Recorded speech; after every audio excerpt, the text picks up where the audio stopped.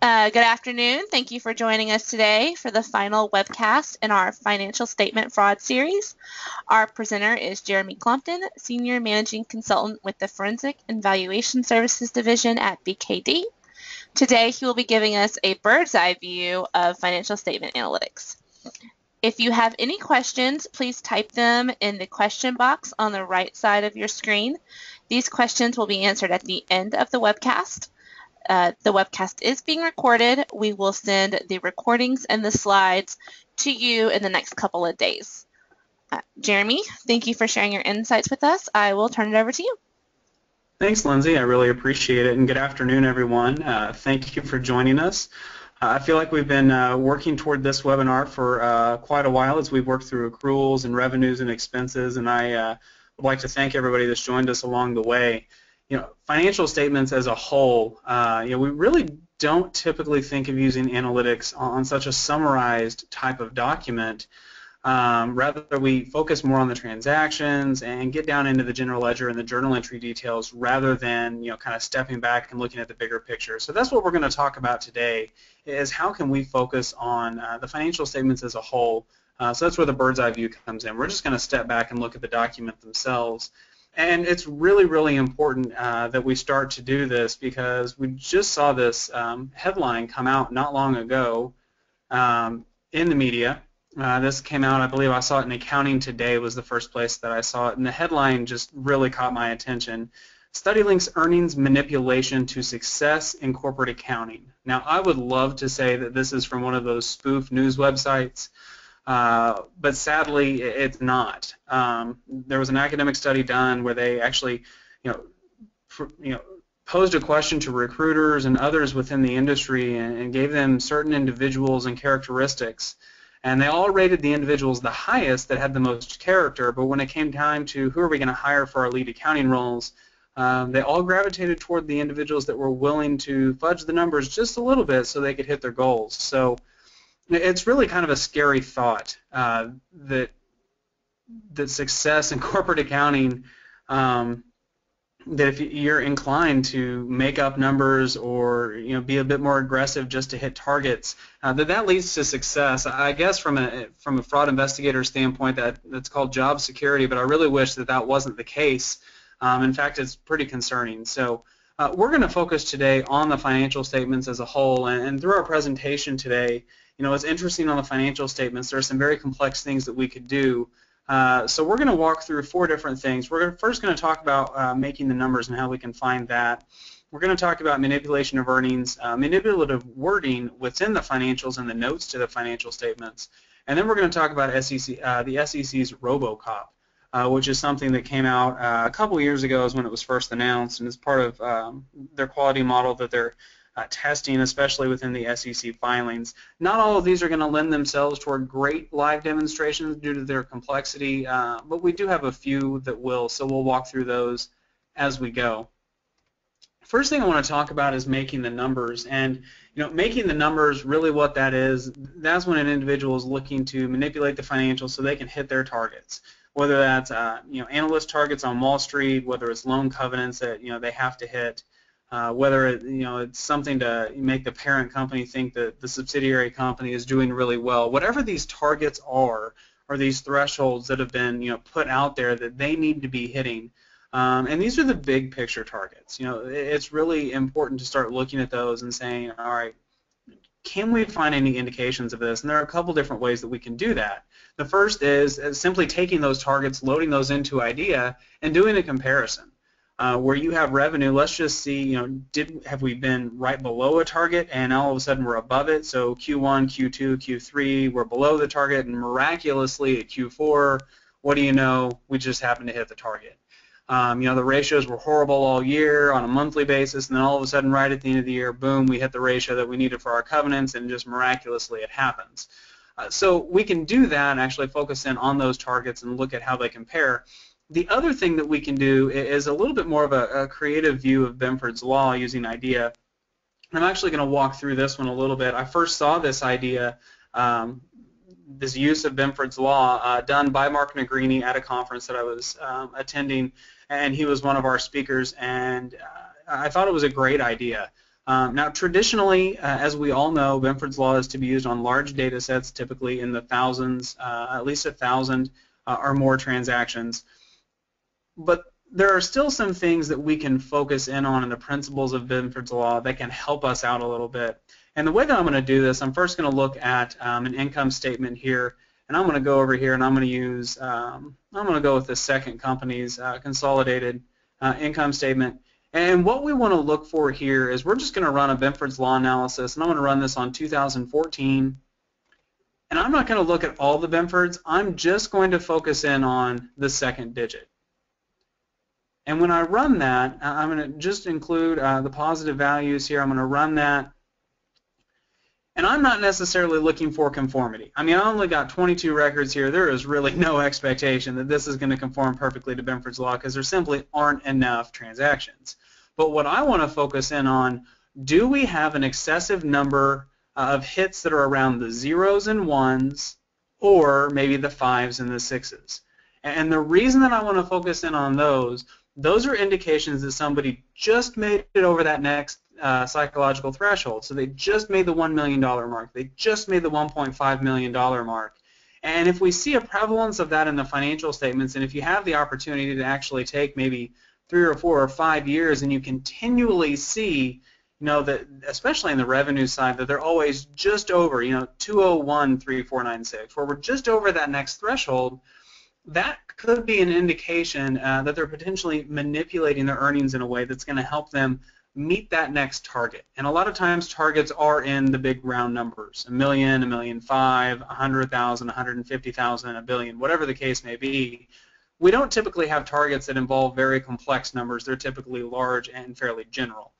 So we want to look for that, and using the second digit on Benford's is a creative way to do that. And even if you don't run the Benford's analysis and idea to do that, really thinking about that methodology and using that rationale of I would not expect zeros to occur more often than anything else, that I would expect that closer to even distribution of the second digit like we see. That is really the method that we're talking about as it relates to using Benford's Law for making the numbers. Now, the second thing we're going to talk about is manipulation of earnings, and really what that is, maybe it's using the excess funds from prior periods to meet goals in later periods. There are a whole host of other things that you can do to manipulate the earnings, but it typically does start from that cookie jar type of approach that we've talked about for the last 3 webinars, where somebody builds up their accruals and then they reverse it out, or deferred revenues and they reverse it out into revenue so they can hit those targets. And manipulation of earnings is very difficult. A few of the different things that we can do, we've talked about a horizontal vertical analysis before. The other thing to do is comparison to industry peers, and I think that is something that is very useful to do. If you have that information, I'd highly encourage you, load that up in IDEA, load your financials into IDEA, and do a comparison there. How are you performing, and what does it look like? The other, though, that is out there that I think has a lot of value to it, a lot of people aren't necessarily using it, I will admit right off the bat, it's probably one of the more complex things that you can do, but it can be built in IDEA. I don't have an example of it built to walk through. That would probably take much longer than the 20 minutes that we have today, but I do want to talk about it, and it's the Benish M-score. And what this is, it's essentially a number is what you're going for. It's M, in this case, the M-score, and you're looking for a value. Is the value more negative than negative 2.22, or is it less negative than negative 2.22? And what it is it's a formula that's on your screen now, and it's built off of 8 different variables. You can see it's a bunch of these, all except for one, are all indices. The days sales and receivables index, the gross margin index, the asset quality index. And what it is it's taking each of these traditional ratios from the financial statements, and it's a comparison to prior year.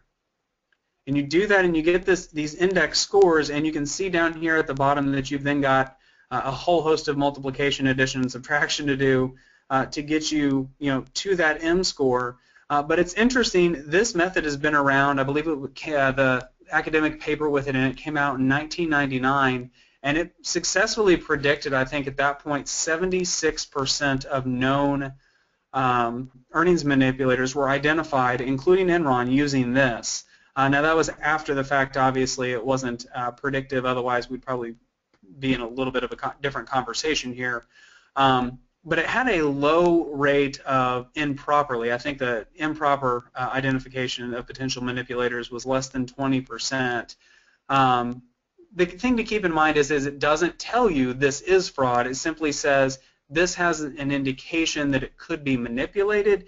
You're going to want to go look into this a little bit further. There could be very good reasons.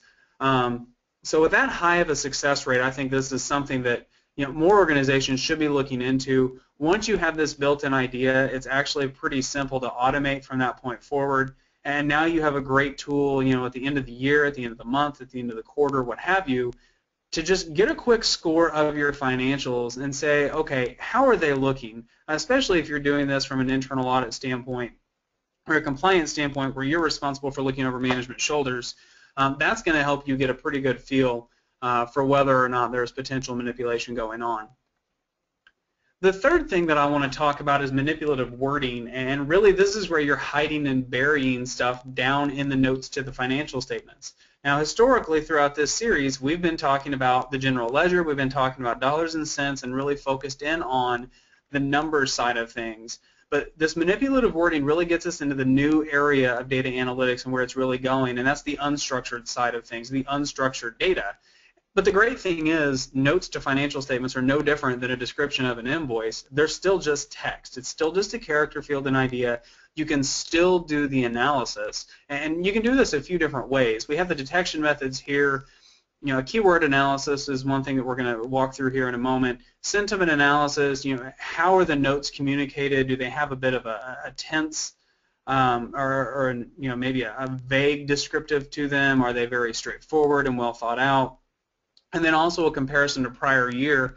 It's interesting, one of the characteristics of some financial statements that are manipulated is that they get overly wordy in the notes to try to explain things in such a convoluted manner it can't be understood. So even just taking note 1 from this year and comparing it to note 1 of last year and saying, okay, how many words different are they, can start to give you some potential indications of that manipulative wording.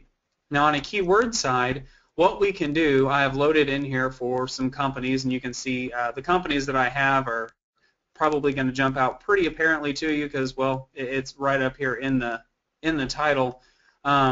Right here we have Apple's 10K for the period September 27th of 14. And we're going to use a feature and idea that I honestly don't use probably as much as I should, but it's very useful, and that's the surge feature. And what it allows you to do is not specify a single column that something shows up in, but in multiple columns. So in this case, I'm going to say, let's search for the word aggressive, because if we have aggressive accounting, I want to know about it. We'll do a quick search, and we can see that the word aggressive does not show up anywhere. Okay, let's see if we are evaluating anything in our financials. Nothing here, so that's really good. Did we have a change? So we're going to look for the word change in here, and we can see that in this case we did have just a few hits, and out of 70,000 lines it looks like we've got 6 hits here, and we can go in here and see, what is it, and we can see management believes that an adequate provision has been made. However, we can't really predict this with certainty, so there might be a material change could occur in the next 12 months. So really using those keywords for high-risk terms or phrases can be very beneficial to pinpoint some potential wording issues or manipulation issues that could show up in the notes to the financials, which is an area I really just don't think everybody's looking at or thinking about at this time.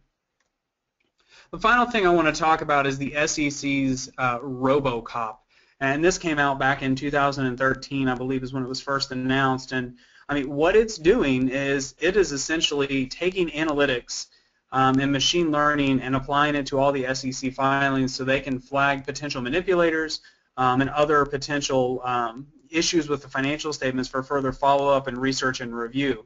So what are they doing? They're taking all aspects of the financial statements, including the format that they're produced in.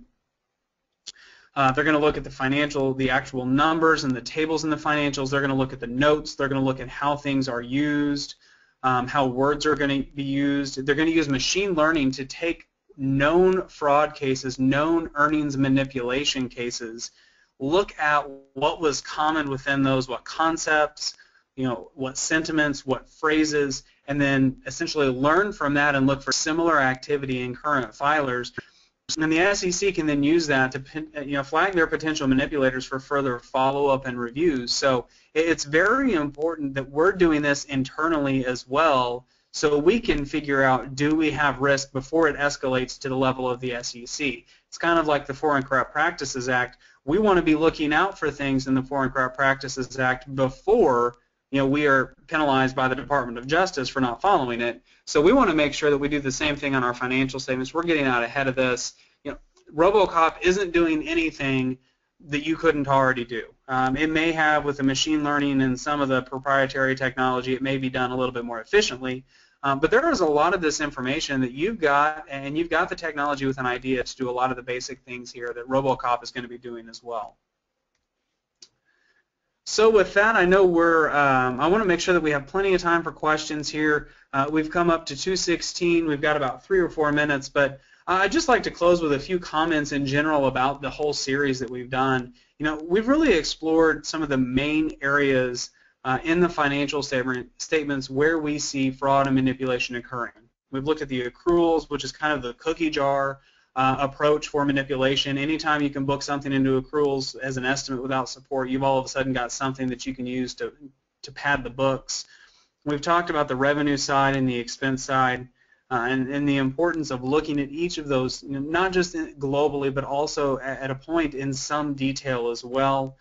And then wrapped up today by talking about the financial statements as a whole. And it really is important to do this step back look and look at the just look at the face of the financials. If we're just always making numbers, that can be a huge problem. So using that Benford's Law analysis, the second digit, looking for a high propensity of the number 0 or the number 1, maybe 5 or 6, that's really going to help us figure out, do we have a potential manipulation going on? Again, using the Benish M-score, building that in is going to have a great way to help you score your financials very quickly, as well as then not forgetting the notes to the financials. One thing that I would say is, once you master analyzing the notes to the financials, the great thing is the same types of concepts are going to apply in email, social media, and any other type of text files that you might have. It's actually pretty easy to get them into IDEA for that analysis. So with that, I'm going to open it up to any questions. I've got my contact information here on the screen. If you don't have my contact information, feel free to take that down. It'll be in the handouts. I would welcome any questions that anybody has now. You can type them in the questions box. If you'd like to send me an email with a question, connect with me on LinkedIn or on Twitter. I'll do everything I can to share resources that are beneficial to the audience here, and respond back to you as quickly as I can. So with that, I'll open it up to any questions. I'll let you take a couple minutes to type your questions in. I just want to thank you, Jeremy, for sharing your different techniques with us over the past couple webcasts we've done. I know that it's been very valuable, and also want to just remind everybody that this webcast was recorded, and we hope to have that sent out to you in the next couple of days. It does look like we have a question, if you'd like to go ahead and take that one.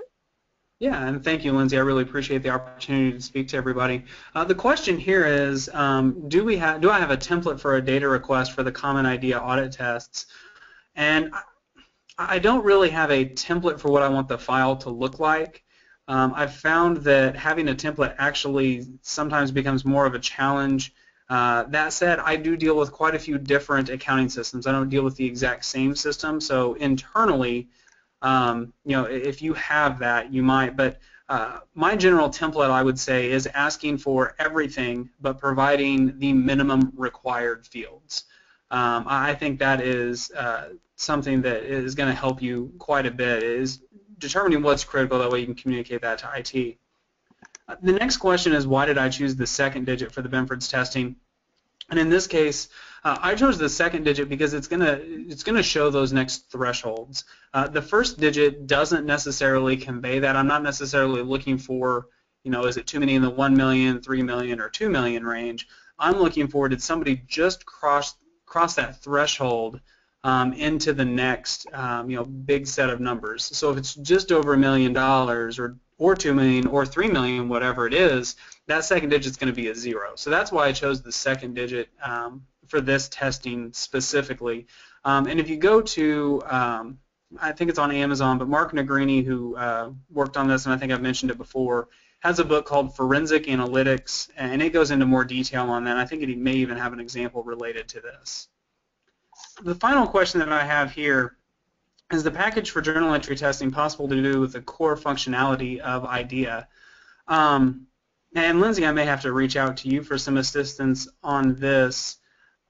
I believe the journal entry testing that IDEA has available, I think that is one of the apps that's available. Is that correct, Lindsay? There is a journal entry set of audit tests that we do have available.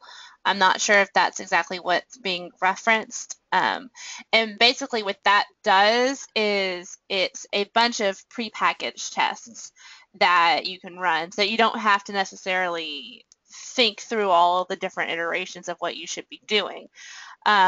Technically, yes, you could do journal entry testing with the main functionality of IDEA.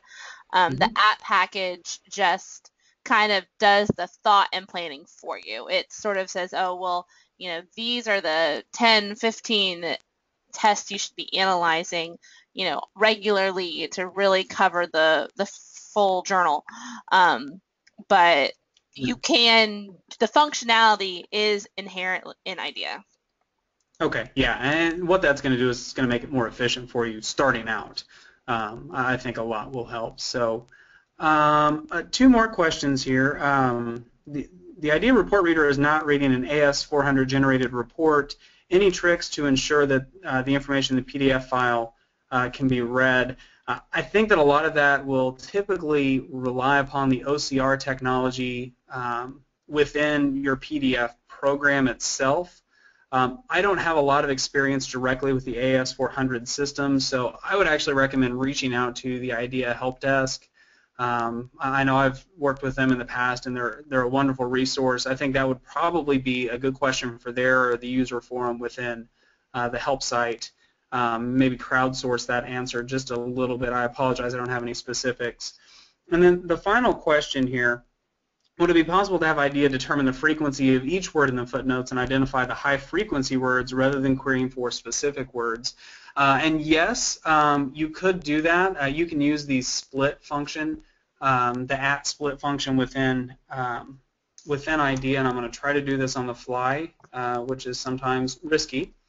But you can do an @split function, which will allow you to split a text string into a variety of